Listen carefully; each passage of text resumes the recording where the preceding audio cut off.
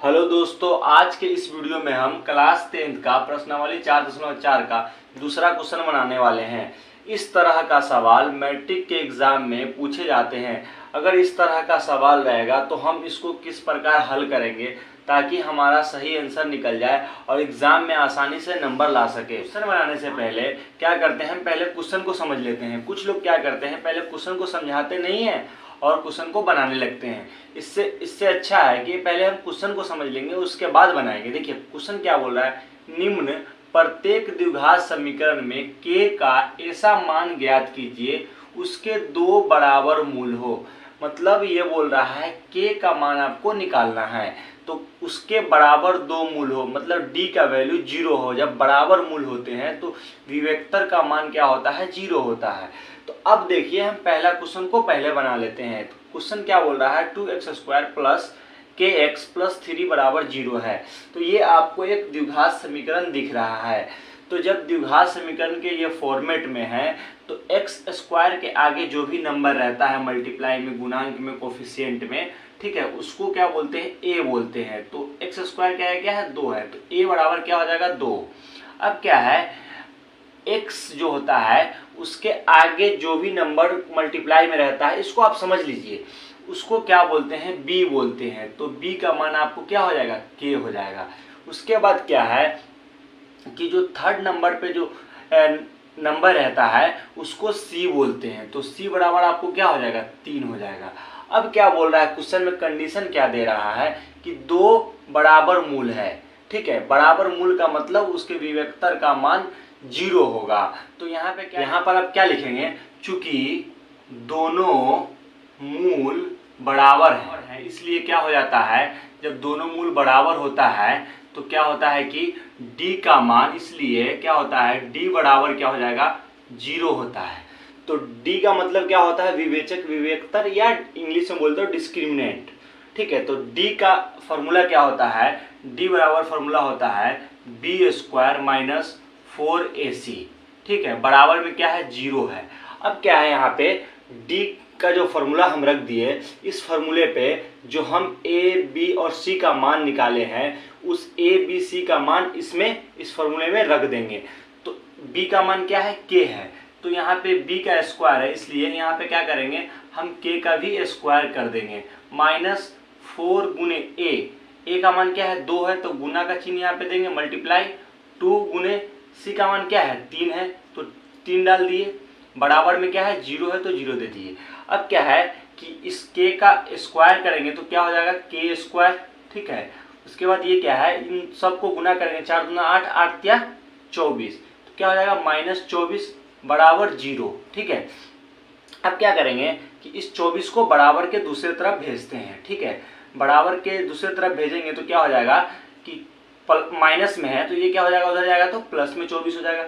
अब क्या है, k² है, k का स्क्वायर है, तो क्या करेंगे, स्क्वायर को हटाएंगे तो बराबर के उधर क्या हो जाता है, रूट चढ़ जाता है, स्क्वायर हटता है, रूट के फॉर्मेट में रहता है। तो क्या करते हैं, इसका वर्गमूल निकालते हैं। तो इसका वर्गमूल आप निकालेंगे तो क्या हो जाएगा कि इसका वर्गमूल निकलेगा 2√6। ठीक है, आप वर्गमूल निकाल के चेक कर सकते हैं। तो ये क्या है, k का मान 2 आएगा। क्या क्या क्या होगा, k का 2 मान क्या आएगा, 1 प्लस 2√6 होगा, और क्या है, 1 माइनस 2√6 होगा। यहाँ पे हम क्या किए हैं, यहाँ पे एक ही साथ हम यहाँ पे लिख दिए हैं। अगर समझते हैं तो बहुत अच्छी बात है, अगर नहीं समझते हैं तो इसको समझिए कि k का मान 2 निकला है, एक मान ये है प्लस 2√6, एक माइनस 2√6। तो आप समझ गए होंगे कि हम k का मान कैसे निकालते हैं। देखिए आपको बहुत ही आसानी से समझाए हैं। अब दूसरा क्वेश्चन को हम बनाकर और अच्छे से समझा देते हैं। ये देखिए, आपको ये दूसरा क्वेश्चन यहाँ पर बोर्ड पे लिखा हुआ दिख रहा होगा। तो ये दूसरा क्वेश्चन है, ये क्वाड्रेटिक फॉर्म में, क्वाड्रेटिक इक्वेशन के फॉर्मेट में अभी नहीं है, इसको हम क्वाड्रेटिक इक्वेशन के फॉर्मेट में हम इसको बदल देते हैं। चूंकि यह द्विघात समीकरण आपको दिखे तो इसको, ये kx है ना, इसको अंदर ब्रैकेट में मल्टीप्लाई करेंगे तो क्या हो जाएगा, kx² और ये kx को 2 से मल्टीप्लाई करेंगे तो -2kx हो जाएगा ये। उसके बाद क्या है, प्लस है तो प्लस दे दिए। अब क्या है, 6 है, बराबर क्या है, 0 है। तो ये अब आपको द्विघात समीकरण के फॉर्मेट में आपको अब दिख रहा होगा।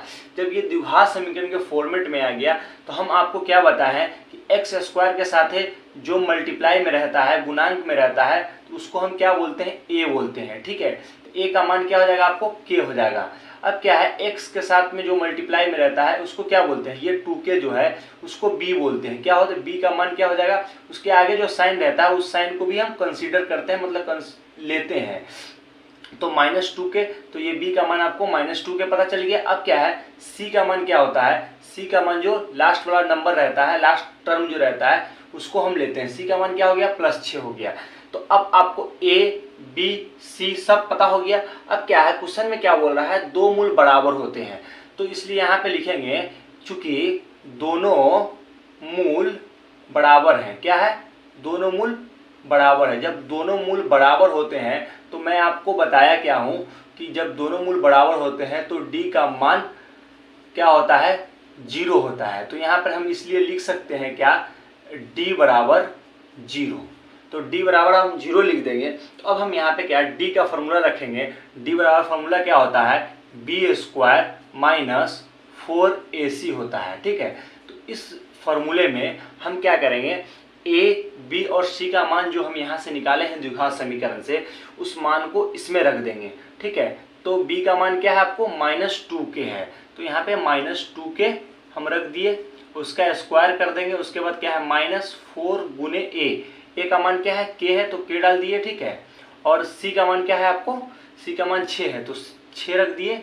ठीक है, बराबर 0 है तो 0 रख दिए, मान को रख दिए। तो अब हम इसको आगे सॉल्व करेंगे, क्योंकि हमको k का मान निकालना है। -2k का होल स्क्वायर है, मतलब पूरे का स्क्वायर करेंगे, 2 का स्क्वायर भी होगा, तो 2 का स्क्वायर क्या हो जाएगा, 4, k का स्क्वायर k स्क्वायर। अब क्या है, बीच में माइनस का चिन्ह है, माइनस दे दिए।